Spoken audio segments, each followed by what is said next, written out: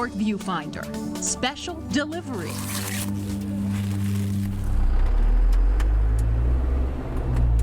I get up at 2:30 in the morning. Glyen Holmes is a man on a mission. Because it's a tough time for farmers and even tougher time for African American farmers.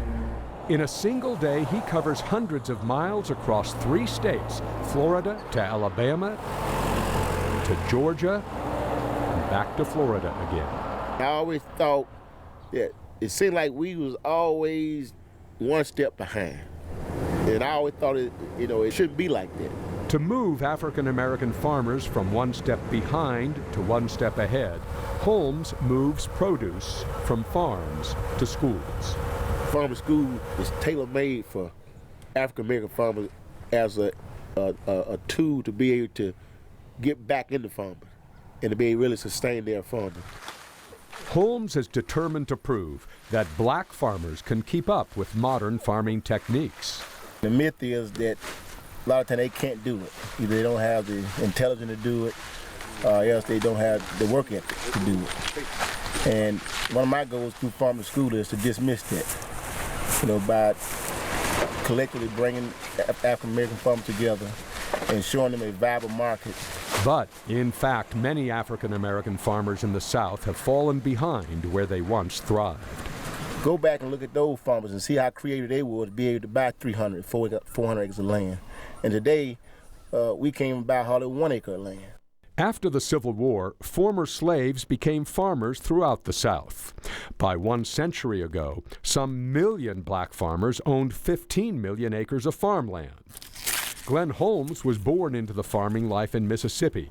He farmed for a time, then decided to go to college for a degree in agronomy, the science of crop production. It wasn't easy. Some in the white establishment weren't receptive to the idea of a black agronomist. When Glyen got his degree, he decided to make it his mission to help all African American farmers advance. I saw them through my eyes on what I went through, so I was assuming they were struggling just like I was struggling.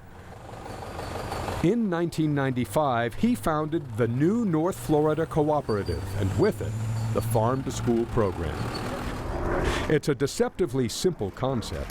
Local farmers provide fruits and vegetables to local school districts, like Gadsden County, Florida. Bonnie Wood does the buying there. We can potentially be a very good customer. We have, on a daily basis, 6,000 students that are fed twice a day, and we pay once a week. So we're an ideal customer for small growers that are wanting to work with our menus.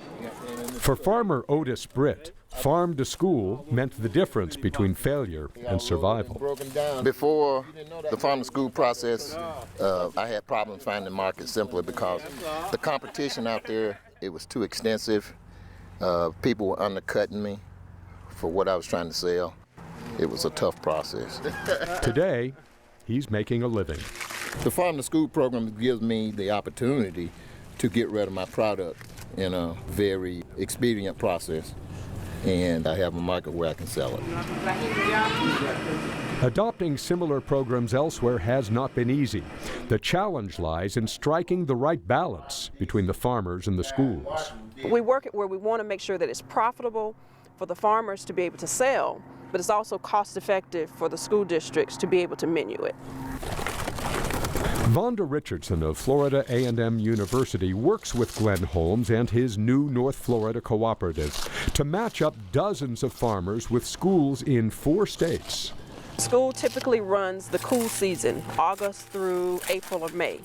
And so we identify crops that can be grown during that time period that the farmer is comfortable with and that we can train them in that production. This year I planted watermelon and I also planted sweet corn and okra. We have to work with them to try to get them to look at farming as a business more so than a way of life. Perlene Jones is one of those farmers. I growing the peas, and the peas you can get maybe 2 good crops of peas during this spring and the summer. And in the winter, the peas don't do as well. A lot of them farm and they'll plant a crop without having a market to sell it to. And then they'll get discouraged. So Glyen convinced me that the string beans, can grow off quicker, and that the fall doesn't hurt the string beans. So that convinced me. Paula Milton is the connection between farmers and Gadsden County schools. Miss Shaver, this is fresh string beans here? What he do, he give me a list of all the items that in that particular season, and he'll have, this is strawberry season, and this is collard green season. A couple of weeks from now, we're going to be planting collard greens. Collard greens are real popular with the school district.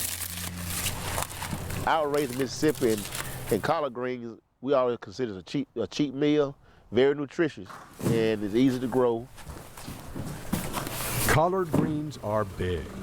Glyen Holmes and the new North Florida Cooperative delivered more than 200 tons last year from about 100 farmers in 4 states. The cooperative provides member farmers crucial stepping stones for moving the product from farmers' fields to children's stomachs, such as fast processing and refrigerated delivery to schools like Stewart Street Elementary in Florida's Gadsden County.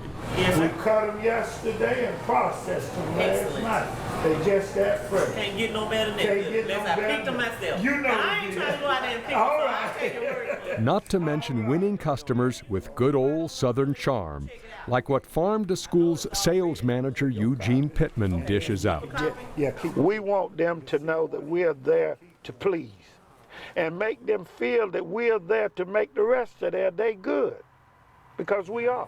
Thank you so much. If you learn their language, you gain their confidence early in the game. And when you do that, it makes them feel safe about the product and safe about them serving the product to the kids. Stewart Street Elementary is a faithful customer. Like most of the districts Glyen serves, its students are primarily African American. Today, the farm cooperative's collards are on the menu. Inez Victor works in the kitchen. I wash them, make sure they're clean, make sure they got the trash out. Bring them over, put them in the braising pan, but I put a little ham and a little oil in there. Give it a little more flavor. And then a little sugar to bring that great flavor out. That's the secret. It's a secret much appreciated by satisfied customers. I like collard greens. Why? Because they green. They good. Very delightful. It tastes pretty good. Though not without some reservations. Is it as good as your mom's cooking? It's a win situation for Gadsden County. It's because we are fighting obesity, and by us serving the kids fresh vegetables instead of processed vegetable, the kids is getting more healthy meal. Healthy meals, healthy kids, healthy farmers. But for Glyen, the work is never done. Up to 28 deliveries a day. Okay. So I'm gonna let you hold it so you can be like candy cane. Hour after hour on the road, all while recruiting new farmers, adding schools, and matching harvest dates with menus. Hopefully through Farm to School, we can stay in this game long enough to be recognized to a point to where African American farmers can say, well, yes, we did. We made a change, and now we did this. Change that Glyen knows can come to farming communities across the country, saving farms and bringing fresh food to school children.